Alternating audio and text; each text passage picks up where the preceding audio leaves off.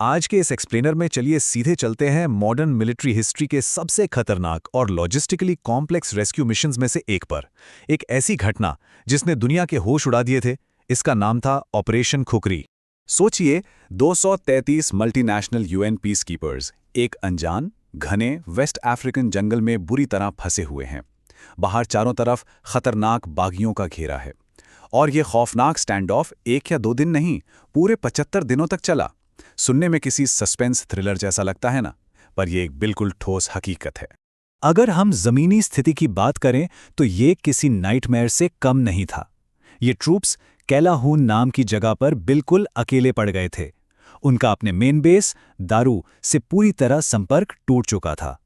उनके और उनके बेस के बीच का रास्ता अनिश्चित, अनजान और बेहद खतरों से भरा हुआ था।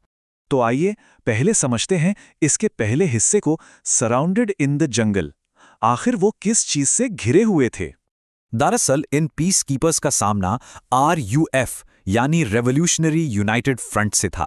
ये कोई छोटा मोटा ग्रुप नहीं था, इसमें हजारों बागी लड़ाके शामिल थे। पूरे रीजन में इस ग्रुप का इतना खौफ था कि लोग इनके नाम से कांपते थे। ये लोग चाइल्ड सोल्जर्स यानी छोटे बच्चों को लड़ने के लिए इस्तेमाल करते थे, कॉन्फ्लिक्ट डायमंड्स की स्मगलिंग करते थे और इनकी डराने की टैक्टिक्स बेहद क्रूर थी। सच्ची कहूं तो ये बिल्कुल एक डेविड और गुलायत जैसी स्थिति थी। सोचकर देखिए, एक तरफ अकेले पड़ चुके यूएन के ट्रूप्स जो गिनती में बहुत कम थे, और दूसरी तरफ बागियों का एक लंबा चौड़ा जखीरा, AK-47s, rocket propelled grenades, armoured personal carriers और यहां तक के सरफेस टू एयर मिसाइल्स भी। दुश्मन भारी हथियारों से पूरी तरह लैस था। अब आते हैं इस कहानी के दूसरे पहलू पर। The peace keeping mission fails. आखिर वहां बनाया गया शांति समझौता टूटा कैसे? थोड़ा पीछे चलते हैं। 1999 में लोमे पीस अकॉर्ड के तहत एक यूएन फोर्स वहां भेजी गई थी ताकि बागियों से हथियार डलवाए जा सकें। लेकिन यह शांति बहुत ही नाजुक थी और मई 2000 आते आते हिंसा पूरी तरह भड़क उठी। जब ये ट्रूप्स शांतिपूर्ण तरीके से हथियार जमा करवाने गए तो अचानक कम्युनिकेशन फेल हो गया। बागियों ने हमला कर दिया और सबसे हैरान करने वाली बात, यूएन पीस कीपर्स को बातचीत की टेबल पर ही बंधक बना लिया गया। और तब सामने आया ये रूह कंपा देने वाला अल्टीमेटम, सरेंडर और डाई, यानी हथियार डाल दो या मरो। ऐसी धमकी के बाद कोई भी घबरा जाए, राइट? लेकिन Indian commander lieutenant colonel Rajpal Punia ने सरेंडर करने से साफ इनकार कर दिया। उन्होंने तय किया कि झुकने से बेहतर है अपनी पोजीशन मजबूत करना और अपने बचे हुए राशन से गुजारा करना। अब यहां से शुरू होता है तीसरा और सबसे चैलेंजिंग हिस्सा, प्लानिंग द इम्पॉसिबल रेस्क्यू। आप इसको इस तरह समझिए कि मिशन प्लानर्स बिल्कुल अंधेरे में तीर चला रहे थे। एक तरफ यूएन के पास ना तो सैटेलाइट इमेजरी थी, ना कोई रियल टाइम इंटेलिजेंस और ना ही ऐसे हेलीकॉप्टर्स जो खराब मौसम में उड़ सकें। और दूसरी तरफ जमीनी हकीकत बेहद डरावनी थी। एक घना जंगल, टूटी फूटी पतली सड़कें और ऊपर से भयंकर मॉनसून का मौसम। ऑफिशियल मिलिट्री रिकॉर्ड्स बताते हैं कि घने जंगल का फायदा उठाकर बागी कहीं से भी अचानक सड़क पर निकलने वाली फौज पर गोलियां चला सकते थे। और सिर्फ गोलियां ही नहीं, उस वक्त की भयंकर ह्यूमिडिटी और गर्मी के कारण सैनिकों को सीवियर डिहाइड्रेशन होने का उतना ही बड़ा खतरा मंडरा रहा था। पर यहां जो सबसे ज्यादा फैसिनेटिंग बात है वो ये कि इन ट्रूप्स ने किस कमाल के अनऑर्थोडॉक्स तरीके अपनाए। जब उन्हें पता चला कि बागी उनकी रेडियो कम्युनिकेशन सुन रहे हैं तो कमांडोज ने आपस में बात करने के लिए मलयालम भाषा का इस्तेमाल शुरू कर दिया। बागियों को कुछ समझ ही नहीं आया। प्रॉपर मैप्स नहीं थे तो पारा एसएफ ने रेकी के लिए आम टूरिस्ट मैप्स का सहारा लिया। यहां तक कि आर्टिलरी बैटरीज को तोड़कर सिंगल गन डिप्लॉयमेंट की गई। ये वाकई एक शानदार टैक्टिकल एडेप्टेशन था। और अब आते हैं चौथे हिस्से पर, एग्जीक्यूटिंग ऑपरेशन खुखरी। अब वक्त था प्लान को ग्राउंड पर उतारने का। इस इम्पॉसिबल से लगने वाले ऑपरेशन को सफल बनाने के लिए एक मेटिकुलस 5 फेज स्ट्रक्चर बनाया गया।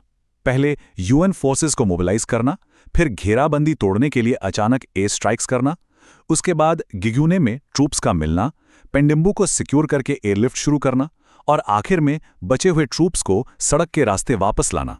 इस सब के लिए इंडियन ग्राउंड फोर्सेस, ब्रिटिश चिनूक्स और घियानियन और नाइजीरियन सपोर्ट के बीच एक जबरदस्त फ्लॉलेस तालमेल चाहिए था।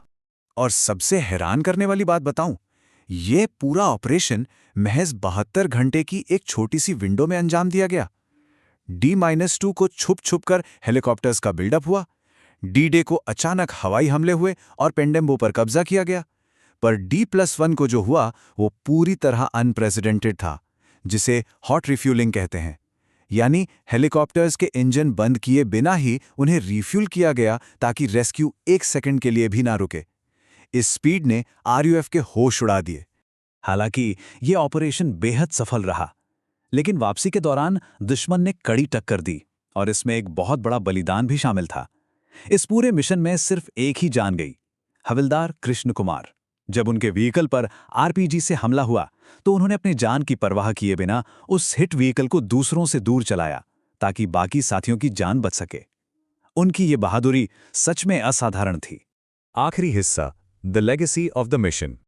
इस पूरी घटना का अल्टीमेट रिजल्ट क्या निकला?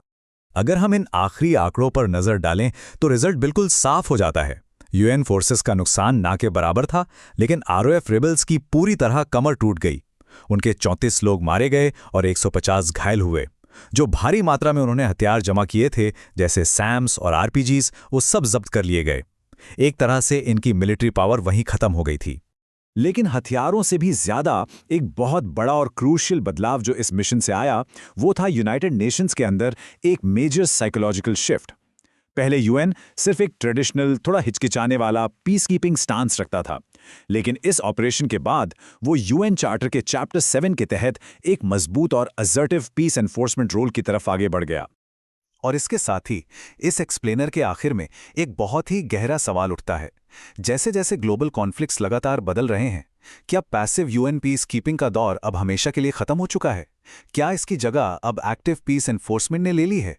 क्योंकि देखिए, जब दांव पर इंसानों की जान हो तो शायद शांति बनाए रखने का एक ही तरीका है कि उस शांति को पूरी ताकत से लागू करने के लिए हमेशा तैयार रहा जाए। सोचकर देखिएगा।